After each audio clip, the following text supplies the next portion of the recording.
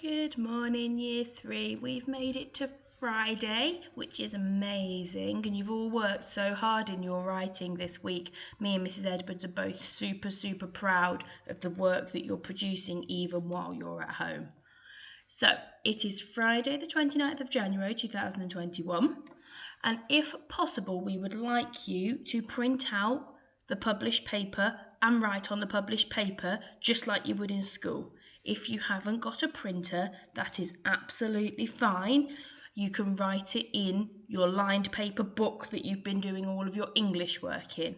And it's really important today that you take a very clear photo so we can read every single word on the page. So have a look at the photo before you upload it to your portfolio.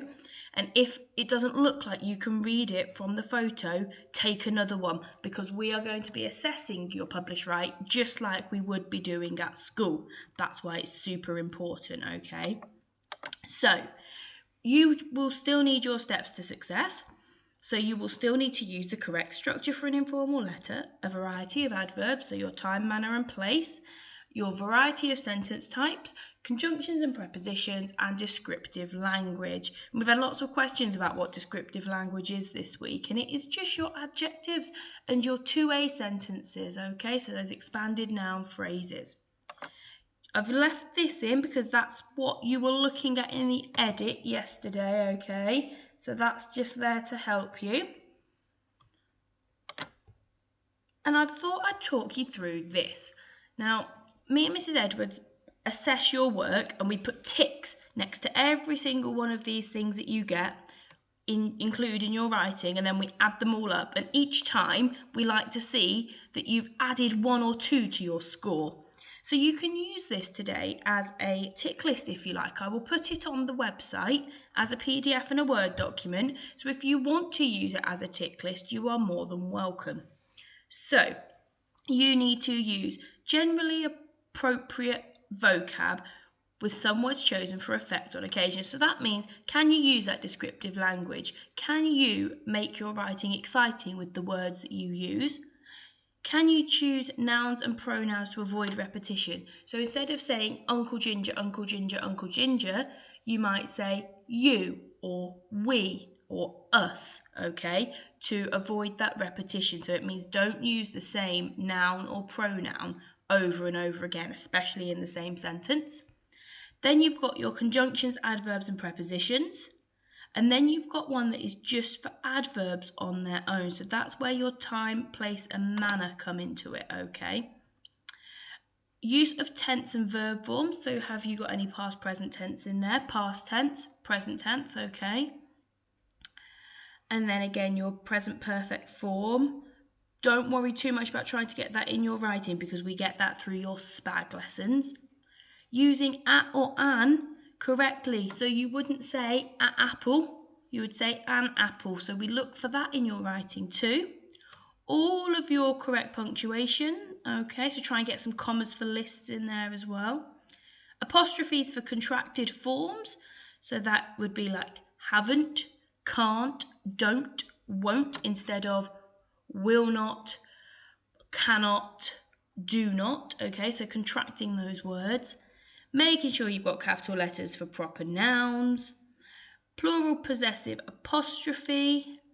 Don't worry too much about that. You can't get all of these in every single one.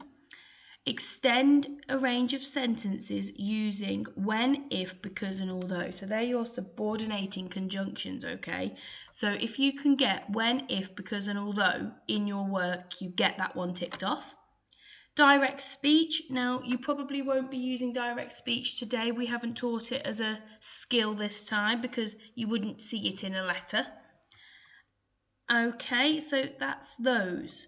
Then there is a part for spelling. So there are all your prefixes, all your suffixes. Can you use them? Using ly, illy or ally, okay, so that is making adverbs from adjectives, which is actually our spelling pattern this week. So can you get any of those words in?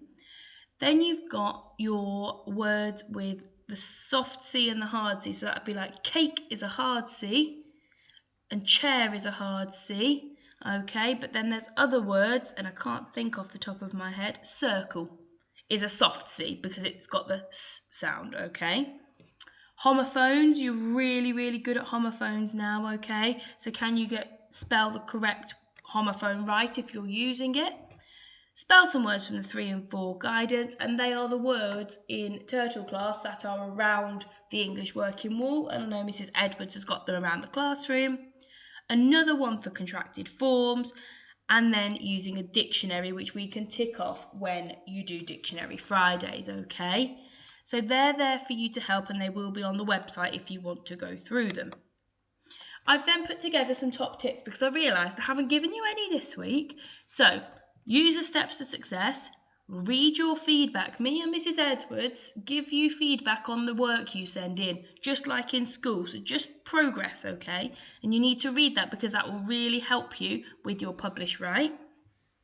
Use your draft and skills lessons. If you don't think it's very long, this should be at least 2 pages long because we're missing lines when we write. 2 pages isn't actually a lot of writing, so the minimum is 2 pages, okay? So if you've only done 1 page and 3 lines, before you write Love from Harmony, you need to think about how you can extend that writing a little bit. And then I've put some calming music on, just like in school. So you can find on YouTube calming Disney music, the one that I always like to play, or there's the piano instrumentals, okay? And that will just make it nice, your workspace nice and calm for you to work, okay? If you need any help at all, let me know. The published paper will be on the website for you to download and print if you can. But like I said, if you haven't got a printer, it's absolutely fine. Do it in your book, but take super, super clear photos for me. Okay, and then Mrs. Edwards is doing English again next week, and I will be doing maths. So I'll be back on Monday with your maths video. Have a lovely weekend.